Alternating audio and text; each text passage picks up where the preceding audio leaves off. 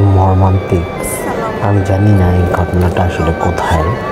বাংলাদেশেরই কোনো এক প্রান্তের কোনো এক এলাকায় একজন হাজব্যান্ড তার স্ত্রী প্যারালাইসিস হয়ে গিয়েছে, অথচ তাকে ধরে জীবিত কবর দেওয়ার চেষ্টা করতেছে।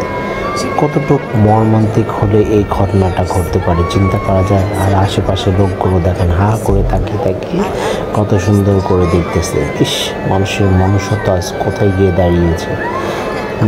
এই মাটা কত কান্না করতেছে, অথচ এই অভদ্র লোকটা তার উপর মাটি ছিটিয়ে কবর দেওয়ার চেষ্টা করতেছে জীবিত অবস্থায়।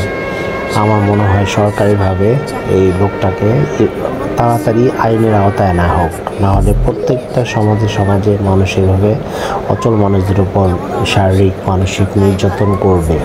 মানুষ কত কষ্ট ও করুণ হলে এইভাবে অমানবিক নির্যাতন করতে পারে চিন্তা করা যায়। আমি জানি না, মহান আল্লাহ তাআলা সবাইকে হেদায়েত দান করুক। আমার এই ভিডিওটা দেখে আমার চোখের পানি আমি ধরে রাখতে পারিনি, আমি খুব ইমোশনাল হয়ে গিয়েছি। মা তো মাই, তাই না? এই মাদের উপর কেন এত মানসিক নির্যাতন শারীরিক নির্যাতন করা হয় আমি জানি না, আল্লাহ ভালো জানেন। অথচ এই কতগুলো লোক দাঁড়িয়ে দাঁড়িয়ে সেটা দেখতেছে আর কেউ ভিডিও করতেছে। আল্লাহ হাফেজ।